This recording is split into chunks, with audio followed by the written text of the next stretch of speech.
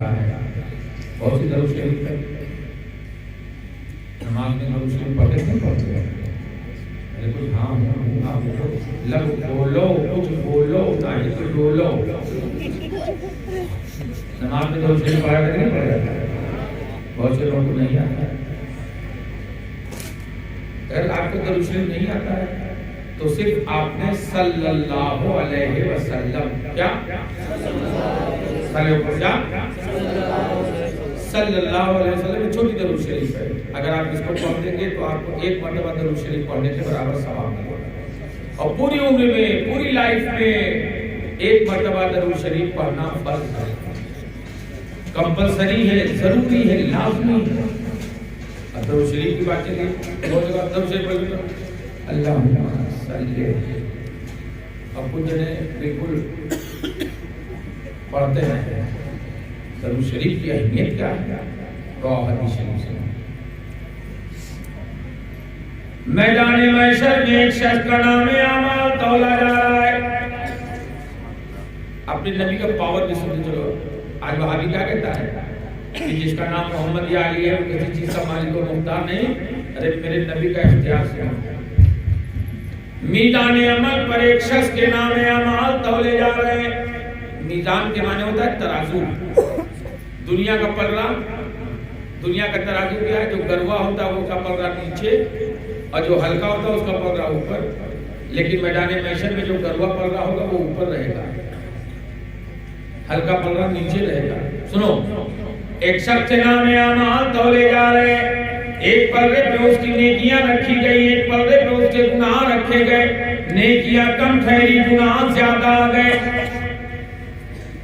परवरदिगार आलम इरशाद फरमाता है, ऐ जहन्नम के फरिश्तों, इसे जहन्नम में दाखिल कर दो। अब जहन्नम के फरिश्ते उसे घसीटते हुए जहन्नम की तरफ ले जा रहे होंगे। वो बार बार मुड़ के देख रहा है, वो बार बार मुड़ के देख रहा है। क्या देखता है कि सामने से कौनैन के ताजदार चले आ रहे हैं, नबियों के इमाम चले आ रहे हैं, हमारे और आपके आका मदीने के ताजदार चले आ रहे हैं। दौड़ करके दामने रसूल पकड़ के अब कहता है, या रसूल अल्लाह, मुझे जहन्नम में जाने का परवाना मिल चुका है। ऐ मेरे आका मेरी मदद फरमाइए। सबने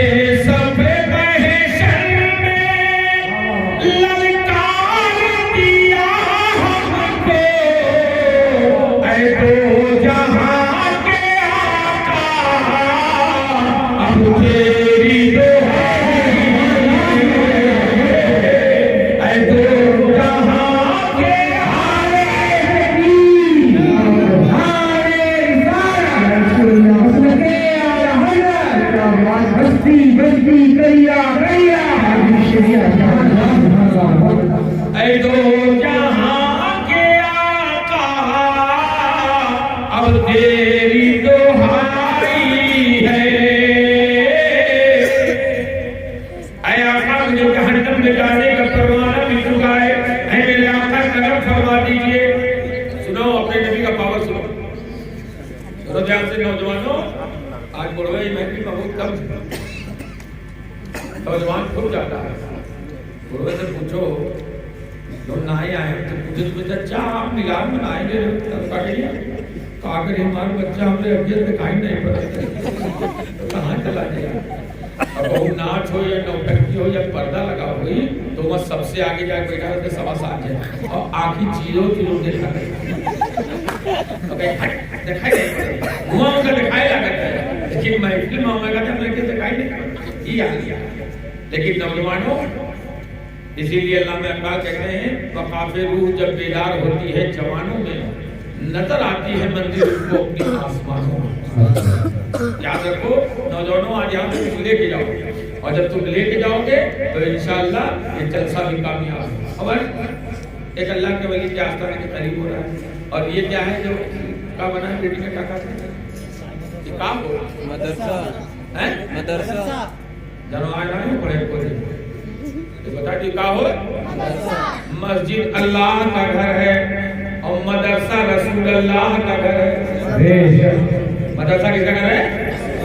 तो आप बताओ रसूलुल्लाह के घर में बैठे हुए। अब सुनो, जरा मदद कहते सुभान अल्लाह। आज करेगा या रसूलुल्लाह, मुझे जहन्नम में जाने का परवाना मिल चुका है, मेरे आका मेरी मदद फरमा दीजिए। मेरे आका जहन्नम के फरिश्तों से कहेंगे, जहन्नम के फरिश्तों बैठ जाओ, उस शख्स को लेके मेरे आका मीज़ान पे आएंगे। अब सुनो अपने नबी का पावर, मेरे आका मीज़ान पे लेके आएंगे और मीज़ान पे लाने के बाद हमारा आका रब इरशाद फरमाएगा, ऐ महबूब इसका तो हिसाब किताब हो गया है। जब रब इरशाद फरमाएगा महबूब इसका तो हिसाब किताब हो गया है, हमारे रब के आवाज करेंगे मेरे परवरदिगार, हिसाब फिर से हो जाए, हिसाब फिर से हो जाए। अब आप जरा गौर कीजिए, सारी कायनात का मालिक व मुख्तार, पूरी दुनिया को बनाने वाला, जन्नत और दोज़ख बनाने वाला मेरा परवरदिगार। और दुनिया के लिए अगर लोअर कोर्ट में किसी शख्स को फांसी की सजा हो जाए तो वो अपील करता है हाई कोर्ट में। हाई कोर्ट में अगर जज ने फांसी की सजा बरकरार रखी तो वो अपील करेगा सुप्रीम कोर्ट में। सुप्रीम कोर्ट के जज ने अगर कह दिया कि नहीं इसको फांसी पे चढ़ा दिया जाए, इतना कहने के बाद वकील उसका तरफ का जो वकील है वो कह सकता है कि जज साहब फैसला फिर से हो जाए। अगर वो कहे फैसला फिर से हो जाए तो कहा जज कहेगा पुलिस वालों ये मुजरिम है, इसको तो सजा फांसी पे चढ़ाई देना, साथ साथ इस वकील को भी फांसी दे देना क्योंकि जज के फैसले को चैलेंज कर रहा है। लेकिन कुर्बान जाओ अपने आका की शान पे, अपने आका के इख्तियार पे, मेरे रब की बारगाह में मेरे आका का मौला हिसाब फिर से हो जाए। जरा गौर से सुनना, हिसाब फिर से हो जाए। मेरा रब फरमाएगा ऐ महबूब अगर तुम चाहे तो हिसाब फिर से हो जाए, तो हिसाब फिर से हो जाए। अब उस शख्स के नामे अमाल तौले जाएंगे, एक पल्ले पे उसकी नेकियां रख दी गई, एक पल्ले पे उसके गुनाह रख दिए गए, नेकियां कम ठहरी, उसके गुनाह ज्यादा हो गए।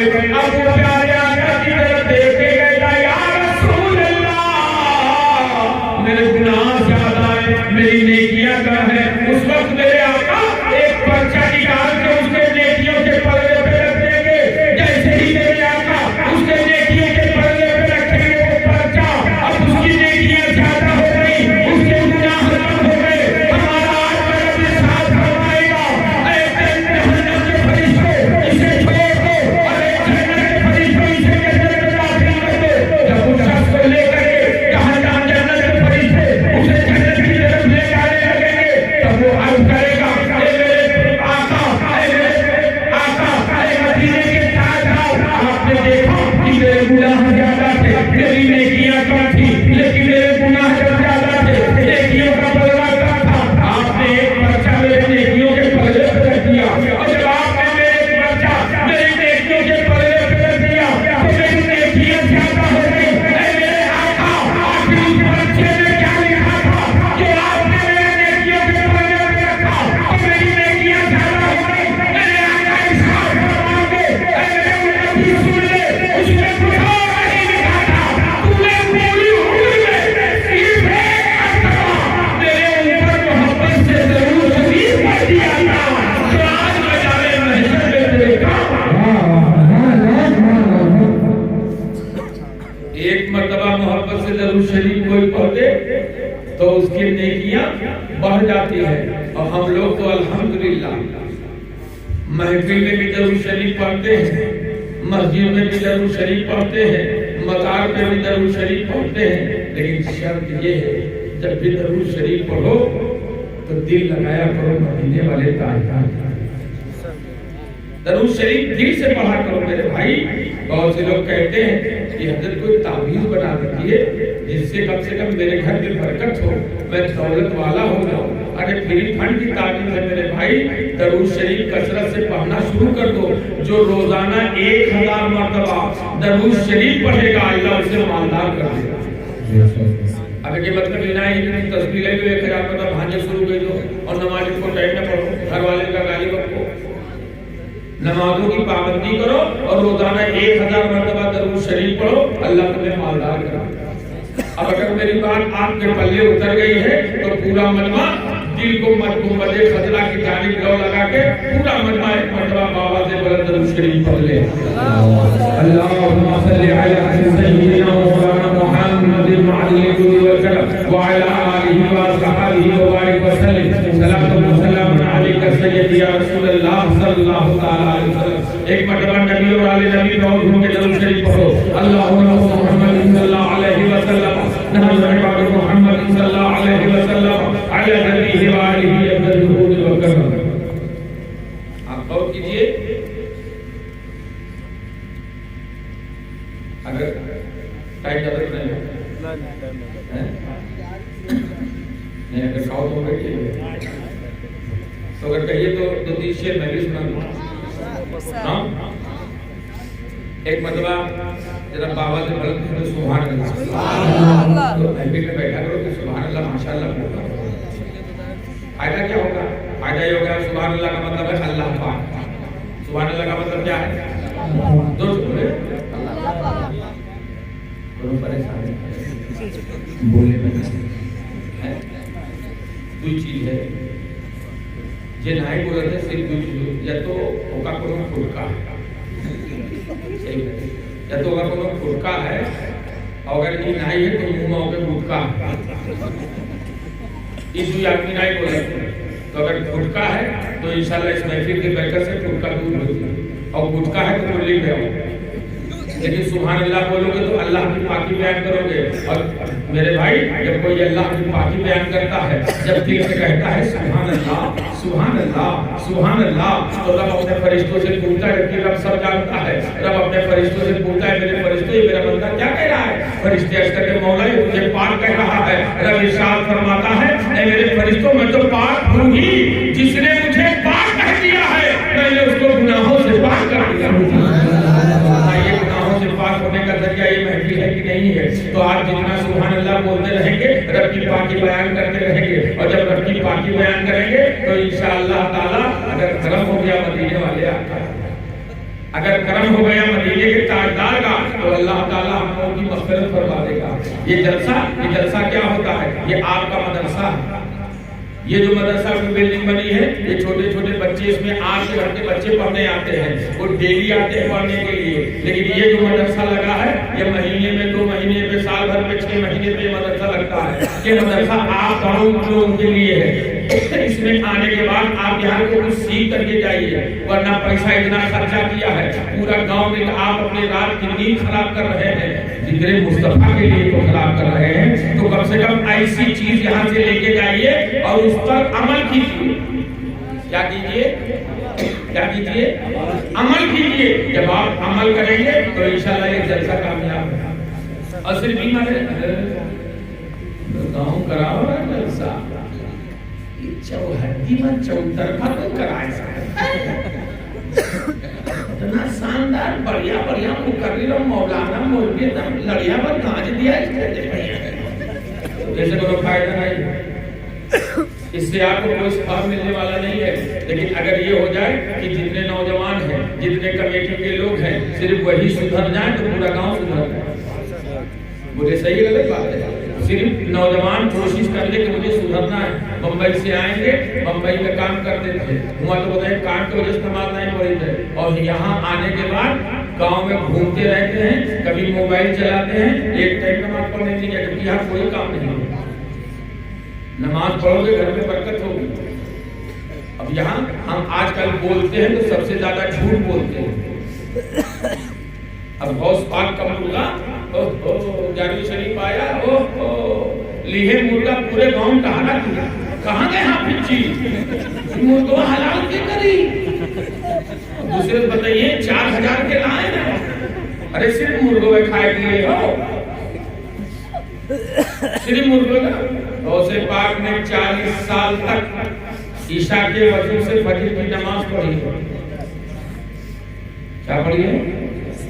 नबी से अगर सच्ची मोहब्बत है तो नबी के बताए हुए बातों पे हमें अमल करना पड़ेगा, और जो नबी की बातों पे अमल करता रहेगा वो दुनिया में भी कामयाब है, आखिरत में भी कामयाब है। तभी तो हर आदमी कहता है मेरे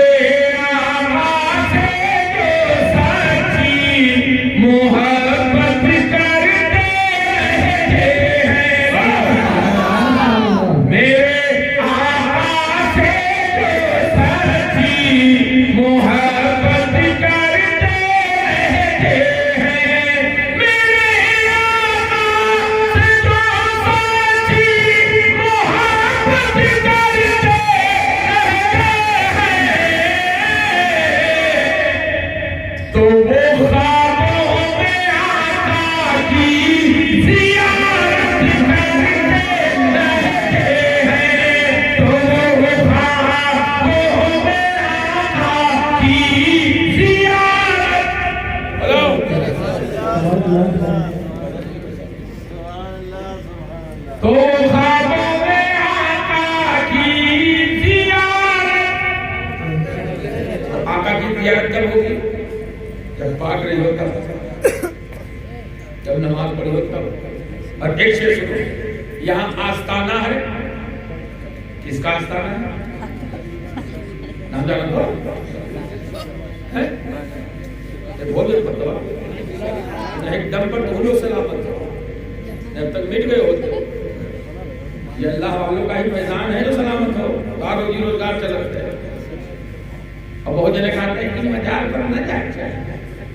एक आदमी में शरीर जाता है तो दूसरे साल फिर जाएगा, तो जब पूछे कहाँ जाते हैं, शरीर जाएगी पिछले साल कह रहे कमाल लपते की माला ठीक पे गा है, तो अब क्यों जाएंगे कि पूरा ठीक हो जाएगा ना? का रखा तो वो दवाई फैक्ट्री लगा कि जो बैक्टीरिया निकाल के जो खाए तो ठीक हो जाएगा। तो कुछ लोग मना करते जाते हमें पेट उठे बिना।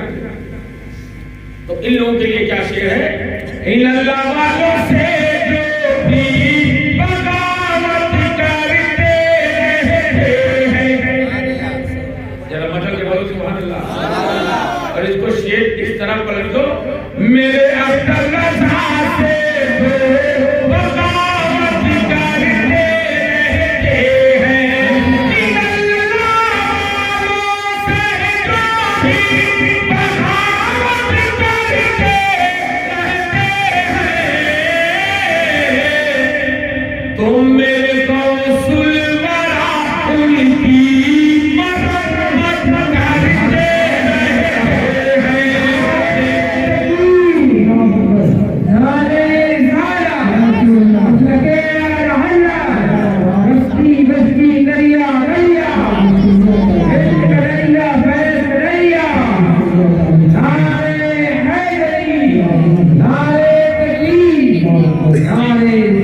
जिसको गरीबुल्लाह शाह से मोहब्बत है वही शेर में सुभान अल्लाह कहेगा।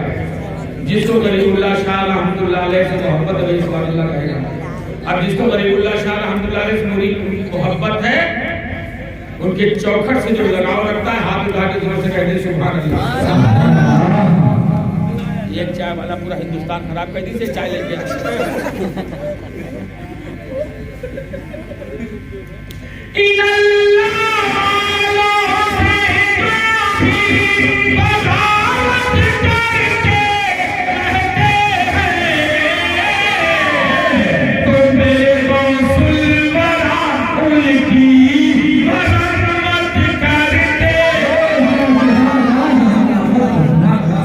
आप लोगों ने सुना होगा, कुर्सी पर चाहे जो बैठे राजा तो मेरा,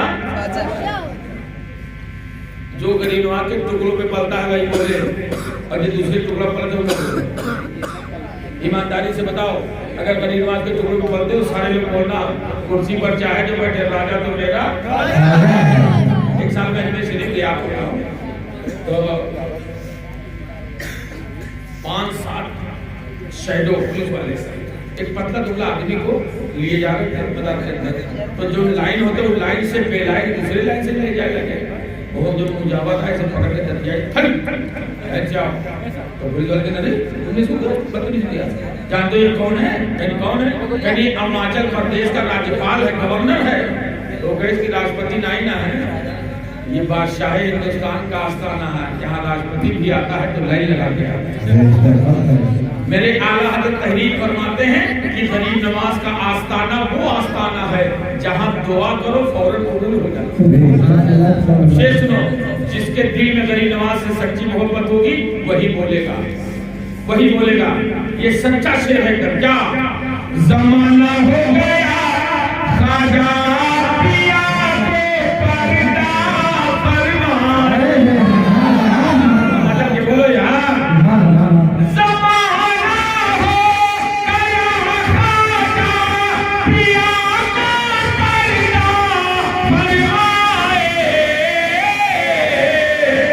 मगर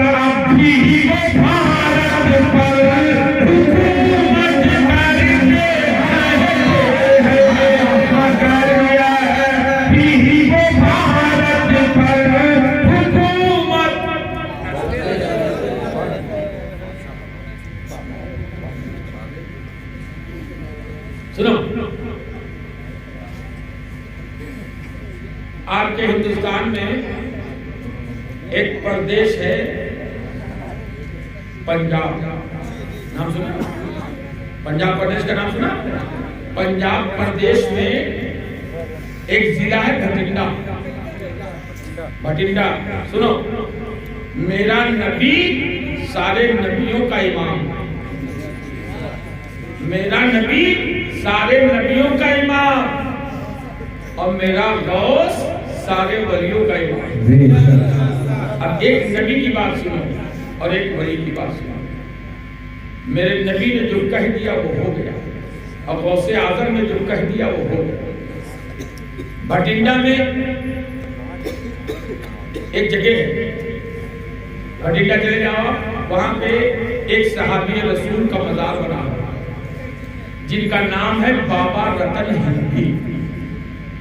बाबा रतन हिंदी तिजारत के लिए मुल्क अरब जाया करते। ये उस वक्त की बात है जब मेरे आका ने अपने नबूवत का ऐलान भी नहीं किया। बाबा रतन हिंदी कहते हैं कि लोगों ने पूछा बाबा रतन हिंदी से कि आपने इस्लाम कैसे पाया, आप इस्लाम कैसे पाए, आप इस्लाम के दामन में कैसे आए? तो बाबा रतन हिंदी कहते हैं कि मैं तिजारत के लिए मक्का शहर जाया करता था।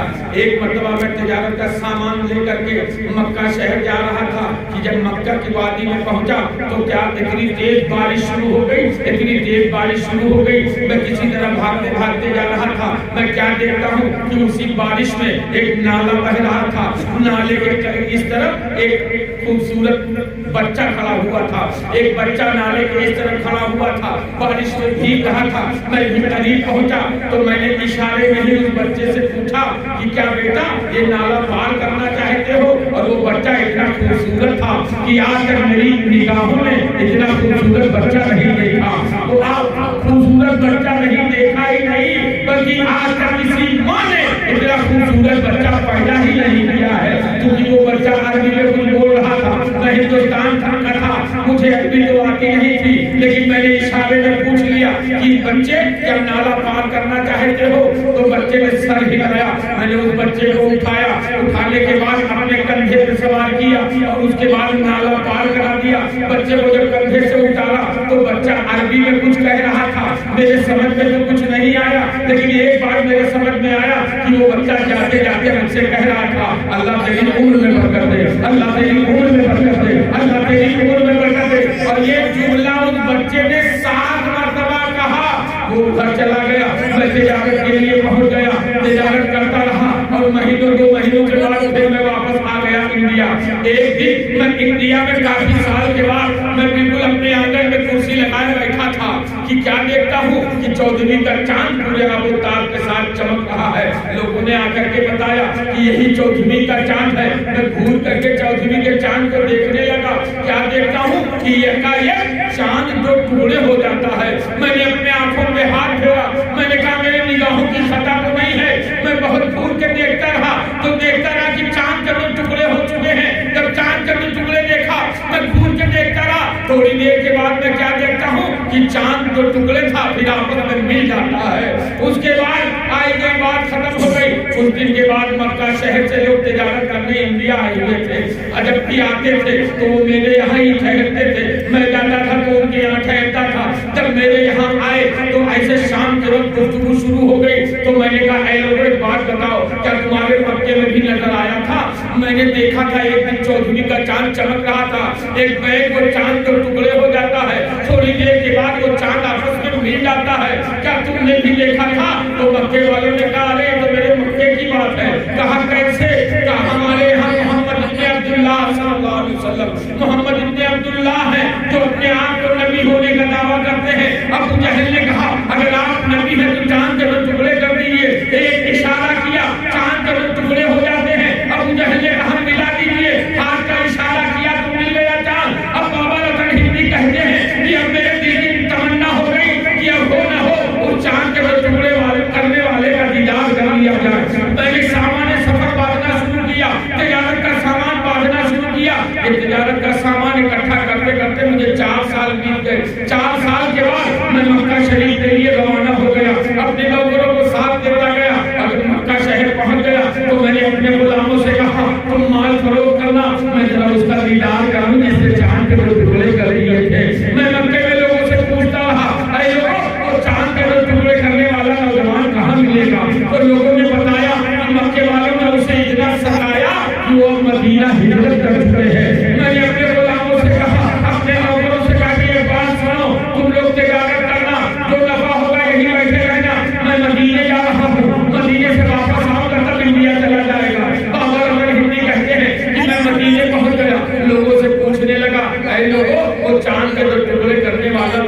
नौजवान कहाँ मिलेगा? तो लोगों ने बताया कि एक काम करो, चले जाओ मस्जिद नबी शरीफ है, मस्जिद नबी शरीफ के बाहर एक चबूतरा है, ये वही चबूतरा है, इस्लाम की पहली यूनिवर्सिटी है, ये वही चबूतरा है जिस पे नबी बैठ करके अपने सहाबा को तालीम दिया करते थे। लोगों ने बाबा रतन हिंदी से कहा कि ये बाबा रतन हिंदी, जाओ चले जाओ ही, और उसके बाद वो चबूतरे पे बैठ के अपने सहाबा को तालीम दे रहे होंगे। बाबा रतन हिंदी पहुंचे। अब सुनो जरा गौर से, जब बाबा रतन हिंदी पहुंचे तो जब मेरे नबी के करीब हुए तो मेरे नबी इरशाद फरमाते हैं, अरे बाबा रतन हिंदी सब कुशल मंगल है। आज का वहाबी लिखता है, इन वहाबियों के भक्तियों ने अपनी किताब में लिखा कि मैं ख्वाब में नबी का दीदार हुआ और नबी उर्दू में मुझसे कलाम कर रहे थे, तो मैंने पूछा या रसूल अल्लाह, आपको ये उर्दू कलाम कहाँ से आ गया? तो नबी ने कहा कि जब से मदरसा देवबंद बना है तो यहीं से मुझे उर्दू पढ़ना आ गया। मान अल्लाह, जोर से बोलो।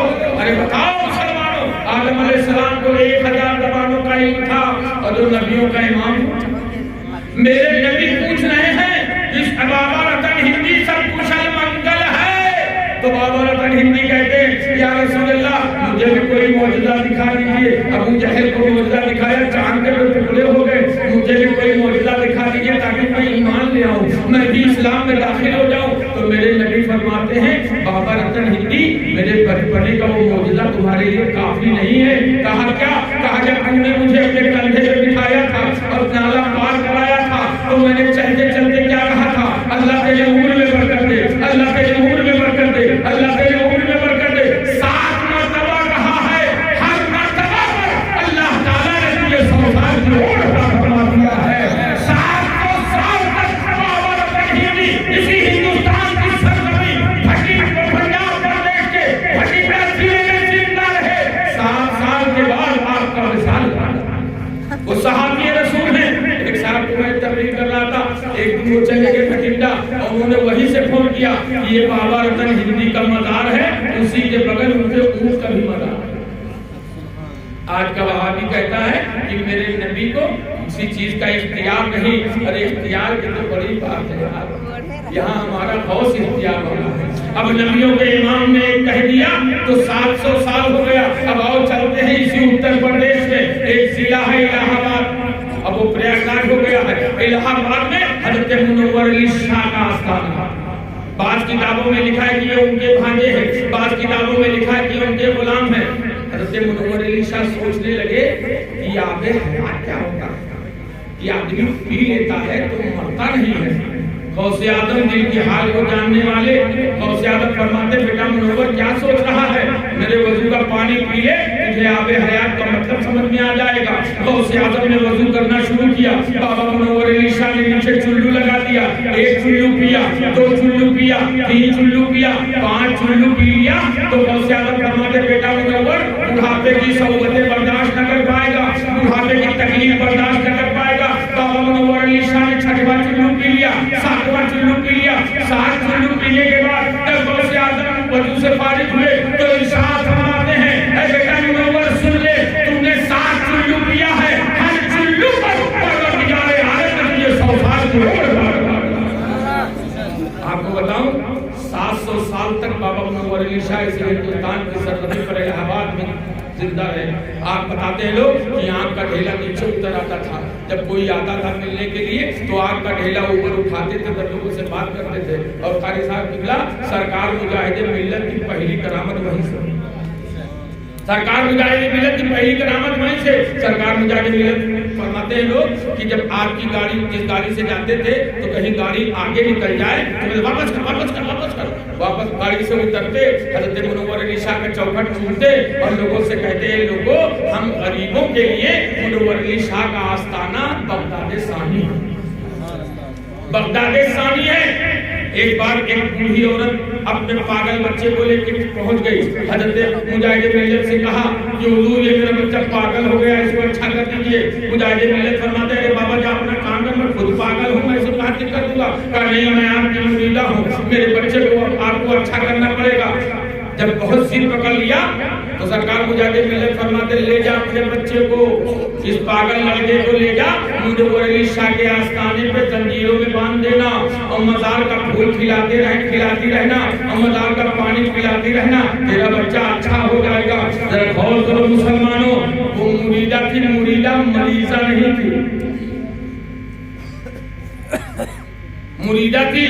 पीर का हुक्म हुआ, लेके आई अपने बच्चे को जंजीर में बांध दिया। अल्हम्दुलिल्लाह आपकी दुआओं से मैंने प्रोग्राम पे इलाहाबाद किया था तो मैंने मुंडेबोरेली शाह के आस्थाने पे हाजिरी दी। मैंने देखा बहुत से लोग जंजीर में बंधे हुए हैं, उसी मजार से फूल खिलाया जा रहा है, उसी मजार से पानी पिलाया जा रहा है। ये मुरीदा अपने पागल बच्चे को लेके गई और जंजीर में बांध दिया, मजार से फूल खिलाती रही, मजार का पानी पिलाती रही। 40 दिन बीता, उसकी जंजीर आग से आग खुल जाती है। बच्चा तरफ के कहता है, ए मेरी माँ, गौसे आज़म के लाडले के सदक़े में आज ये तेरा पागल बच्चा अच्छा होगा। निगाहे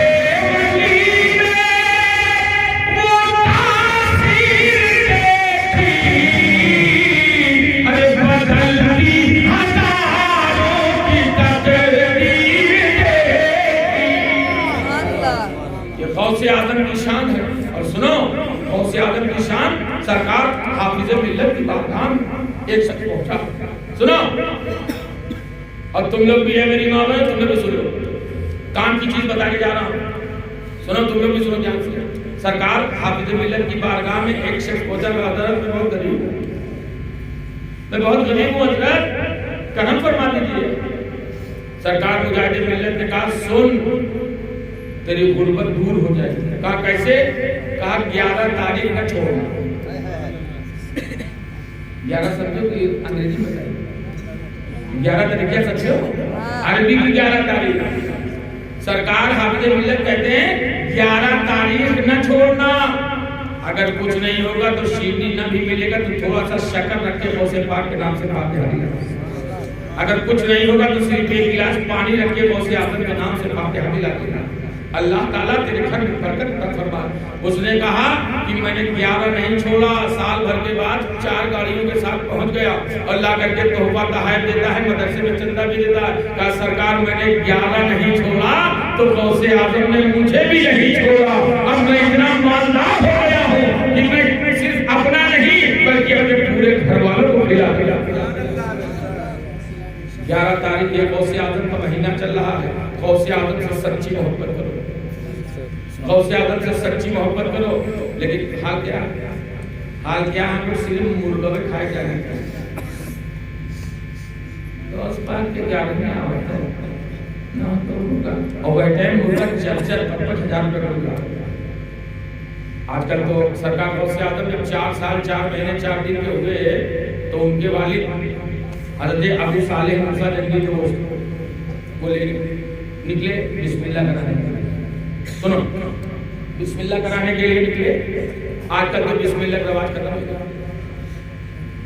कोई बिस्मिल्लाह का रवाज नहीं होगा। तो हाफिज जी 150 जीटी ना, कोई बिस्मिल्लाह नहीं कराओ। जैसे लड़का थोड़ा सा देखा है अंग्रेजी मीडियम में भेजो, देखा तो हमें डॉक्टर में बनावे, एक भेजो ना हमें थोड़े करते, देखा तो हमें वकीले बनावे थे। ऐसे लड़के जब उर्दू अरबी नहीं पढ़े रहते हैं तो हाल उनके का हाल उनके ही होते कि वह को टाइम नमाज पढ़े ला नहीं रह जाए, अपने अब्बा कबर पर हाथ उठाए के कुल्ला नहीं पढ़े। बोलो सही है। आजकल हम लोगों ने इंग्लिश मीडियम को बहुत हाई लेवल पे ले लिया है। मदरसा तो हाफिज जी लगाए, अपने हाफिज जी पढ़ाइए। और मैंने देखा है, मैं बताता हूँ, मैं स्कूल चलाता हूँ, मैंने देखा है कि जब इम्तिहान का पीरियड आता है तो लोग 15 दिन इम्तिहान की तैयारी कराने के लिए लोग 1-1 हज़ार रुपये ट्यूशन के मास्टर को देते हैं। और हाफिज जी जब 2 महीना मेहनत से पढ़ाई लें तब हाफिज जी तो तनख्वाह फूल है और 50 रुपया जेब में से रखी, अभी दोनों महीने के इकट्ठे जाने। जो पढ़ने के बाद तुम्हारे बच्चे के कब्र में भी काम आएगा, तुम्हारे भी काम आएगा। उस तालीम को तुमने इतना हल्का कर दिया। इंग्लिश पढ़ाओ अपने बच्चों को, साइंस पढ़ाओ, डॉक्टर बनाओ, इंजीनियर बनाओ, लेकिन उससे पहले अपने बच्चे को पहले कुरान पढ़ाओ। अब कुरान किससे पढ़ाओ? सुन्नी मौलाना मौलवी से। नहीं तो ईमान अकीदा सब हकारत होगा। क्योंकि आदत पड़ चुकी है लोग इंग्लिश मीडियम का क्लास चल रहा था बच्चों का। एक आया, देखो वो अपना प्रचार किस तरह करता है। एक आया, आने के बाद इसने कहा बच्चों सिट डाउन, बच्चे ने कहा गुड मॉर्निंग सर, कहा सिट डाउन। एक बच्चे को भाग लिया, सारे मुस्लिम बच्चे, सरफराज खड़े हो, सब बच्चों से पूछा बच्चों सरफराज नजर आ रहा है? सारे बच्चों ने एक जबान में कहा हाँ माशाल्लाह सरफराज नजर आ रहा है। सरफराज सिट डाउन, असलम खड़े हो। अब बच्चों असलम नजर आ रहा है? हमारे साहब असलम नजर आ रहा है। Aslam sit down. अब बच्चों से पूछा बच्चों बताओ क्या हुजूर नजर आ रहे हैं? सारे बच्चों ने एक जबान होकर कहा कि हुजूर नजर नहीं आ रहे। तो उसने कहा होंगे तब ना नजर आएंगे, नहीं है इसलिए नजर नहीं आ रहे। उसी में मदरसे का एक चंद दिन का पढ़ा हुआ सुन्नी बच्चा खड़ा हो गया। कहा माशाल्लाह मैं भी सवाल करना चाहता हूँ। कहा बेटा करो। कहा नहीं वहां से करूंगा जहाँ से आपने किया। कहा आजा मेरे करीब। बच्चा आया करीब में खड़ा हो गया। अब उस बच्चे ने सवाल किया बच्चों मास्टर साहब नजर आ रहे हैं? सारे बच्चों ने कहा हाँ मास्टर साहब नजर आ रहे हैं। फिर बच्चे ने कहा मास्टर साहब की अकल नजर आ रही है? बच्चों ने कहा नहीं नजर आ रही है। तो बच्चे ने कहा अकल होगी तब न नजर आएगी, नहीं है इसलिए नजर नहीं आ रही है। तो मास्टर ने कहा बेटा मेरे अकल नहीं है, मेरे अकल को समझने के लिए अकल वाले की जरूरत है। बच्चा तड़प के बोल उठा मास्टर साहब हुजूर को देखने के लिए जिंदगी अकबर के नजर की जरूरत है, हुजूर को देखने के लिए फारूक आजम के नजर की जरूरत है, गौसे आजम के विलायत की जरूरत है, आला हजरत के ही जरूरत है। आप गौसे आजम के नाम का अब देखिए 4 साल 4 महीने 4 दिन के जब गौसे आजम हुए तो आपके उस्ताद आपके वालिद लेके पहुंचे उस्ताद के बाद बिस्मिल्लाह करा दिया। और एक बात और आपको बता दूं, जब बच्चा आपका बोलने लगे तो सबसे पहले उसको ले जाया करो, अगर गांव में हो मस्जिद है मस्जिद के इमाम से बिस्मिल्लाह कराया करो। अगर गांव में कोई बुजुर्ग है या करीब कोई परहेजगार बुजुर्ग है तो उसके पास ले जाया करो, वो मीठी सी जबान पे रख के तुम्हारे बच्चे के मुंह के अंदर डाल देगा, बच्चा बड़ा नेक हो जाएगा। और पहले जब तुम बिस्मिल्लाह कराओगे हाफिज जी से तो इंशाअल्लाह सिर्फ अरबी ही नहीं वो इंग्लिश भी पढ़ेगा तो उसको फौरन उसका जहन खुल जाएगा, सब चीज याद हो जाएगा। अब गौसे आजम के वालिद गौसे आजम को लेके पहुंचे और कहते हैं उस्ताद से कि मेरे बच्चे की बिस्मिल्लाह करा दीजिए। गौसे आजम के उस्ताद ने कहा अब्दुल कादिर बैठ जाओ। गौसे आजम बैठ जाते हैं। कहा बेटा पढ़ो औज़ु बिल्लाहि मिनश शैतानिर रजीम। गौसे आजम पढ़ते हैं। कहा पढ़ो बेटा बिस्मिल्लाहिर रहमानिर रहीम। गौसे आजम पढ़ते हैं बिस्मिल्लाहिर रहमानिर रहीम। अब अल्हम्दुलिल्लाह शरीफ शुरू करा दिया। जैसे ही उस्ताद ने कहा पढ़ो बेटा अल्हम्दुलिल्लाहि रब्बिल आलमीन, गौसे आजम ने सूरह फातिहा पढ़ दिया, अलिफ लाम मीम शुरू कर दिया, पहला पारा खत्म कर दिया, दूसरा पारा पढ़ दिया, तीसरा पारा पढ़ दिया, चौथा पारा पढ़ दिया, पांचवा पारा पढ़ दिया, 10वां पारा पढ़ दिया। 5 किताबों में 15, 5 किताबों में 18 पारा गौसे आजम ने पढ़ के अपने उस्ताद को सुना दिया। जब गौसे आजम ने 18 पारा पढ़ के सुना दिया तो गौसे आजम के उस्ताद कभी गौसे आजम का चेहरा देखते, कभी उनके वालिद का चेहरा देखते। और उसके बाद उस्ताद ने कहा अरे अबू सालेह मूसा जल्दी दो गौसे आजम के वालिद से कि तुम अपने बच्चे का बिस्मिल्लाह कराने आए हो कि मेरा इम्तिहान लेने आए हो? कहा आपका इम्तिहान लेना कोई मकसद नहीं है, मैं अपने बच्चे का बिस्मिल्लाह कराने आया हूँ। कहा आपका बच्चा अब्दुल कादिर तो 18 पढ़ेगा, कहा हुजूर मैं आपकी बारगाह में पहली मर्तबा लेके आया हूँ, इससे पहले ये मेरे बच्चा कहीं और नहीं गया था। कहा पूछा वो उस्ताद ने बेटा अब्दुल कादिर ये 18 पारा तुम्हें कहाँ से याद हो गया? तो गौसे आजम इरशाद फरमाते हैं ऐ मेरे उस्ताद जब मैं अपने अम्मा के पेट में था तो मेरी माँ सुबह फजर नमाज के बाद 18 पारा कुरान की तिलावत कर लेती थी, तक कोई काम करती थी। जब रात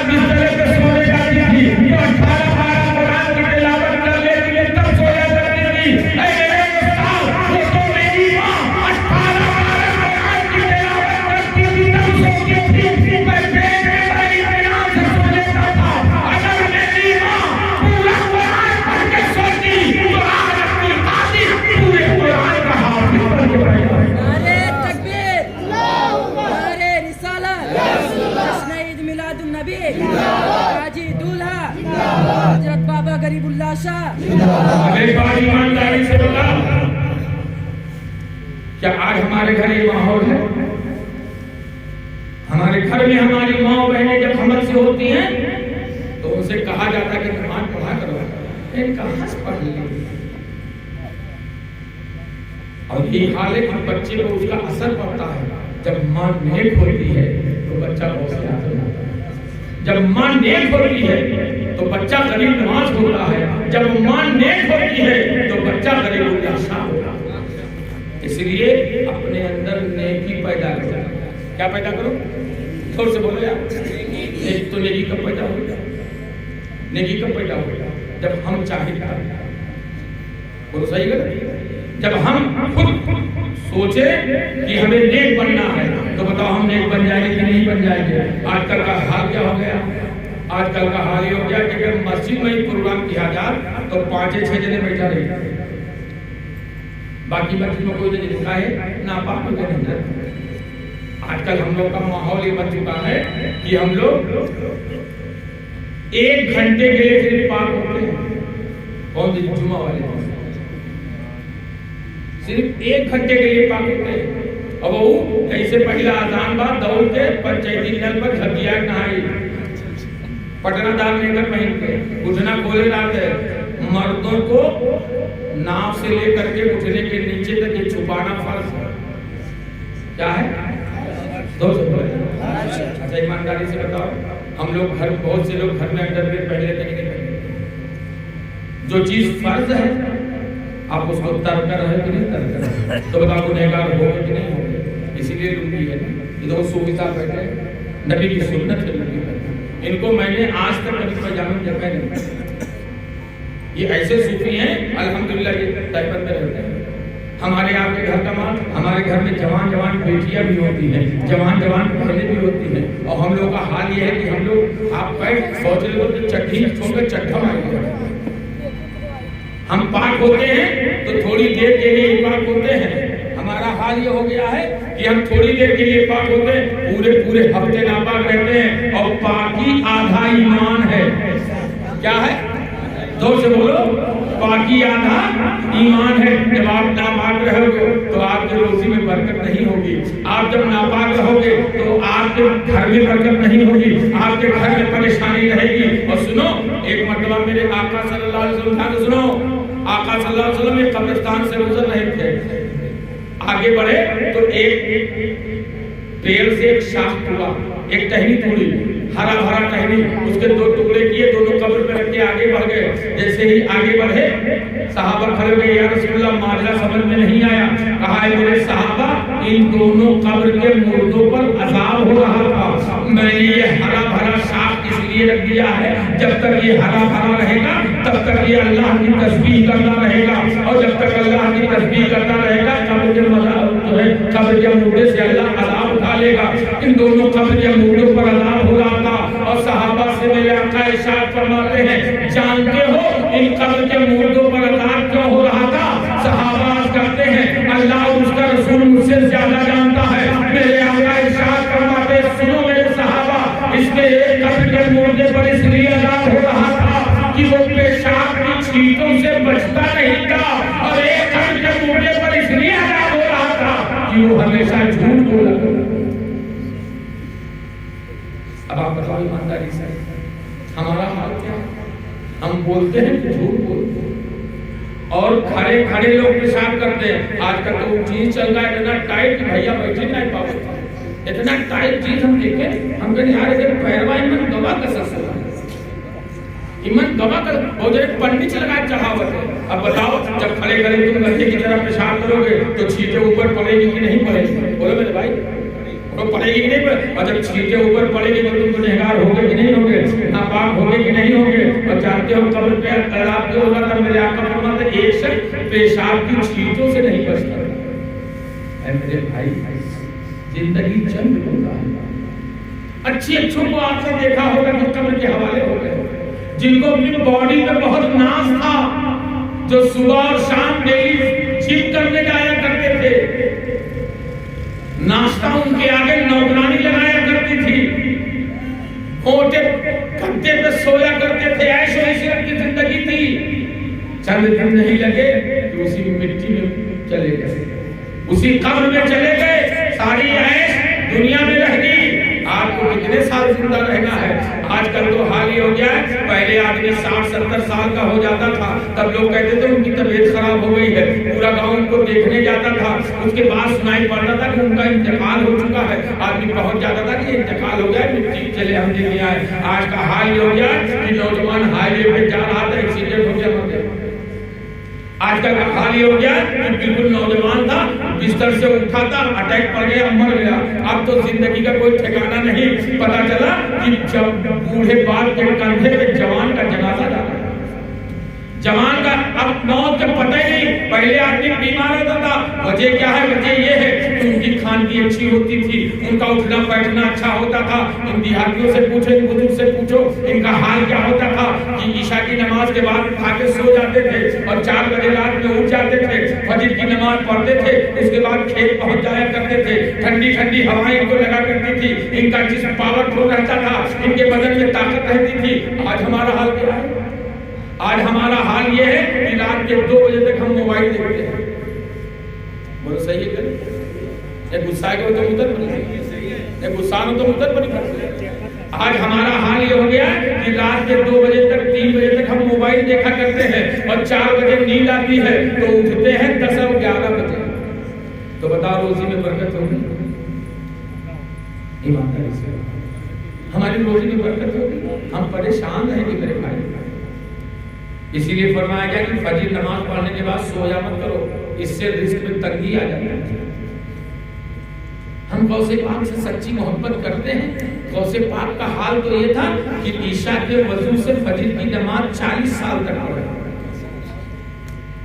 एक बूढ़ी औरत गौसे पाक की बारगाह में पहुंची, का हुजूर ये मेरा लड़का आपसे बड़ी मोहब्बत करता है, आप अपने पास रख लीजिए, इसको पढ़ाइए लिखाइए। साल भर के बाद वो बूढ़ी औरत आई तो सोची लाओ पहले अपने लड़के से मिले। कई लड़के के पास मिले तो वो दुबला पतला हो गया था और देखा बैठ के नमक और रोटी खा रहा। तो सोचा कि शायद मेरा बच्चा कमजोर है, गरीबी है मदरसे में। आई गौसे पाक को देखा कि गौसे पाक मुर्गा खा रहे हैं और हड्डी इकट्ठा करके रख रहे हैं। मुर्गा भड़क गई, लीजिए मैंने अपने बच्चे को आपके पास कर दिया था, इसलिए आप खुद तो आप मुर्गा खा रहे हैं, मेरे बच्चे को नमक और रोटी खिला रहे हैं। बड़बड़ाते हुए जाने लगे। गौसे पाक ने आवाज दिया, बूढ़ी माँ इधर आ। जब करीब आई तो गौसे पाक ने जो हड्डियां इकट्ठी की थी उस पे हाथ मारा और कुम बेइज्जतिल्लाह वो मुर्गा बन के फुर से उड़ने लगा। कहा माई अभी तेरा बच्चा इस मकाम पे नहीं पहुंचा है, जिस दिन इस मकाम पे पहुंच जाएगा तेरा बच्चा फिर मुर्गा खाने लगेगा। हम यार फ्री फंड का मुर्गा खा रहे हैं। क्या गौसे आजम के मकाम और मर्तबे को समझते हैं कि नहीं समझते हैं? हम गौसे आजम से अगर सच्ची मोहब्बत करते हैं तो गौसे आजम ने नमाज नहीं छोड़ा था। बताओ हमें नमाज पढ़ना चाहिए नहीं पढ़ना चाहिए? तेरे बोल दो ईमानदारी से बताओ। तो चच्चे नहीं ठेका लिए सकते नमाज पढ़े? ये इमाम साहब से बजान दे तकबीर कहे वो नमाज पढ़ ले। ये नौजवान जितने हैं कब पढ़ेंगे? और सुनो नौजवानी की इबादत जिस तरह पत्थर पे एक लकीर खींच दी जाए मिटती नहीं है, उसी तरह जवानी की इबादत है।